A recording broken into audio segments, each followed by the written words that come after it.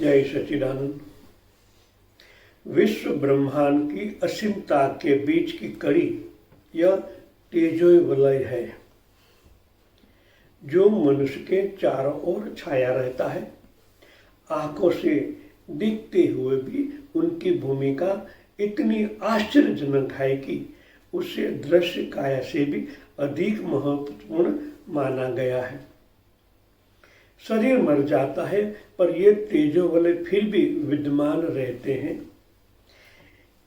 ये तेजो वलय जब मनुष्य शरीर छोड़ देता है तब भी ये विद्यमान रहते हैं, क्योंकि उनका टोटली मॉनिटरिंग ब्रह्मांड से होता आया है। वो कभी नहीं मरता। जहाँ तक परमात्मा से ये तेजो वलय मिल नहीं जाता वहाँ तक उनका अस्तित्व रहता है। जो मनोकामनाएं इस तेजो वलय में रहती है वहाँ तक मनुष्य देह भी रहता है, मरता है, फिर जन्म लेता है, फिर से आके ये तेजो वलय उनके साथ जुड़ जाता है और उनका आदान प्रदान फिर से चार्ट हो जाता है। सत्य यही है कि ये तेजो वलय परमात्मा के साथ शुद्ध करने के बाद मिला देना, तभी ये तेजो वलय मिटता है। वहां तक तो वो रहता ही है। भूत प्रेतों के रूप में उसी की हलचलें देखी जाती है। हो सकता है कोई व्यक्ति कहीं जन्म ले चुका हो और तेजो वलय स्वतंत्र रूप से काम कर रहा हो, प्रेतात्मा की भूमिका निभा कर रहा हो। धरती और आकाश में काम करने वाली दृश्य एवं अदृश्य शक्तियां अपने आप में एकाकी अथवा पूर्ण नहीं है। वे दूसरों के अनुदान, संयोग, समन्वय से बनी है। अणु की सत्ता जिस रूप में सामने आती है वह उसकी आपकी इकाई नहीं है। उसमें भूतल ही नहीं अन्य लोगों का भी अद्भुत अनुदान जुड़ा होता है। जब ये एक अणु बनता है तो वो अणु बनने में भी इस ब्रह्मांड की जो भी सूक्ष्म हिलचाल है, जो परमाणु है, जो न्यूट्रॉन है, उनकी ही कृपा से ये अणु बनता है। कई इकाइयों से ये अणु बनता है। इस इकाइयों में ब्रह्मांड की में जो परिधि में जो परमाणु है वो 4-5 जोड़कर इस अणु को प्रेरित करते हैं। उनके पीछे भी ऐसी शक्ति अदृश्य है, वो काम करती है, तभी अणु बनते हैं। और कई अणु से पदार्थ बनते हैं और पदार्थ से ये शरीर बनता आया है। ये पूरा प्रोसेस होता ही रहता है। यही बात मानवीय व्यक्तित्व के बारे में भी है। जीव कोशों से विनिर्मित यह घटक यदि अनेकों दूरवर्ती सत्ताओं का कृपा मात्र न हो तो संभवतः वह क्षुद्र जीवधारी से अधिक कुछ भी न बन पाता। जड़ अणुओं की गति एक प्रकार की विद्युत उत्पन्न करती है। उसमें जब चेतन सत्ता का समावेश होता है तो जीवन का, जीवधारियों का आविर्भाव होता है। ध्रुवों के क्षेत्र में चुंबकीय तूफान उठते रहते हैं, जिसका प्रकाश अरोरा बोरेलिस तेजोवलय के रूप में छाया रहता है। इसे पृथ्वी के साथ अन्य ग्रहों की सूक्ष्म हलचलों का मिलन स्पंदन कह सकते हैं। कई ग्रहों, ग्रहमान, नक्षत्र, निहारिका के साथ हम जुड़े हुए हैं इसी स्पंदना के द्वारा। हम एकाकी नहीं है। हमारा अस्तित्व इनके ऊपर निर्भर है। और जब आप केंद्र में जग जाते हैं, परम चेतना के साथ जुड़ जाते हैं, तभी आपकी स्पंदन उन क्षेत्रों तक पहुंचती है। अभी हम उनके ऊपर निर्भर है। जब साक्षात्कार के बाद आप पर वो निर्भर होंगे। आपकी एक छोटी सी हलचल वहां एक वलय पैदा कर दी थी। एक केंद्र बन जाते हो, परमात्मा के केंद्र बन जाते हो, आप नर से नारायण हो जाते हो। तभी यही स्पंदनाएं पूरे ग्रह नक्षत्र पर प्रभावित होती रहती है।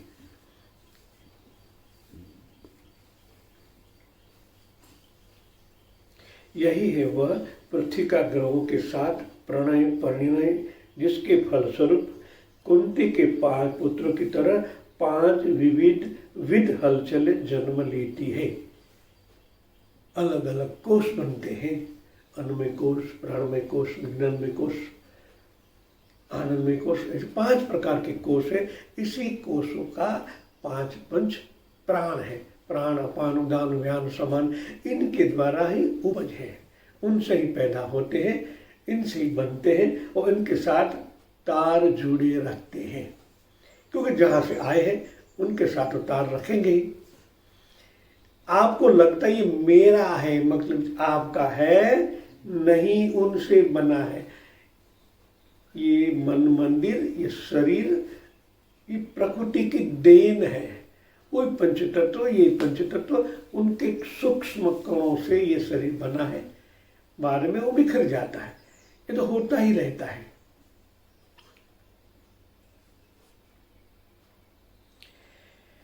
समुद्र का खारा जल जब धातु विनिमय नौकाओं तथा जलयानों से टकराता है तो उसमें विद्युत तरंगें उत्पन्न होती हैं। नौका विज्ञानी इस अनायास होते रहने वाले विद्युत उत्पादक से परिचित रहते हैं और उनकी हानिकारक लाभदायक प्रतिक्रिया से सतर्क रहते हैं। जो नाविक हुए वो इनको जानकारी रखते हैं कि अभी ऐसी हलचल पैदा हो रही है तो क्या होने वाला है। ये जानकारी ये नाविक लोग रखते हैं। जब वो तरंगे अपनी होड़ी से या तो अपनी नाविका से टकराते हैं तो एक अलग विद्युत पैदा होती है।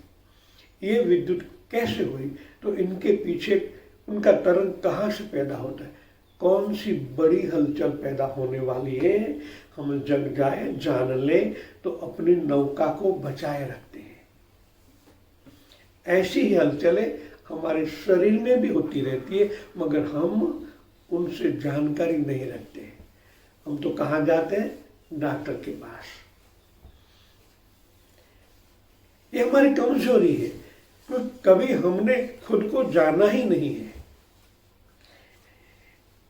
जिस तरह विद्युत तरंगें काम करती है बाह्य जगत में, इसी तरह आपकी नखुनिए इडा और पिंगला स्वर ही मुख्य है। ब्रह्मांड में जैसी गतिविधि होने वाली है उनका सबसे पहला अनुभव आपकी सूर्य स्वर, इडा स्वर, पिंगला, सूर्य और चंद्र स्वर में ही होता है। कितनी मात्रा में होता है, कैसे होता है, कितनी अंगुर से प्रमाण होती है, इन पर पूरा डिपेंड है। एक विज्ञान है ब्रह्मांड में किस जगह कहाँ कैसी हलचल हो रही है, उनको आपको जानकारी दी जाती है, मगर आप कभी अंदर गए नहीं हो। ये सूक्ष्म तरंग जब आपके राइट भाग में जाती है या लेफ्ट भाग में जाती है, कहाँ कैसी हलचल पैदा करती है, ऐसी हलचल इसी ब्रह्मांड में होने वाली है। परमात्मा तो आपको विदित कर देते हैं, मगर आप स्थूल बुद्धि प्रतः आप उनको जान नहीं पाते कि क्या हो रहा है। ये जानकारी होना यही एक बड़ी बात है। मानवीय चुंबकत्व विश्वव्यापी ब्रह्म सत्ता के साथ एक तंतु नाल द्वारा जुड़ा रहता है। विष्णु की नाभि में कमल का उत्पन्न होना और उसमें पुष्प पर ब्रह्मा जी का अवतरण परमात्मा और आत्मा के बीच संबंध सूत्र की इस श्रृंखला का अलंकारिक चित्रण मात्र है। इनको जान लेने से ब्रह्मांड के साथ कैसे व्यवहार करना है, कहाँ बचना है, कहाँ जुड़ जाना है, ये जानकारी हमें प्राप्त होती है। जय सच्चिदानंद।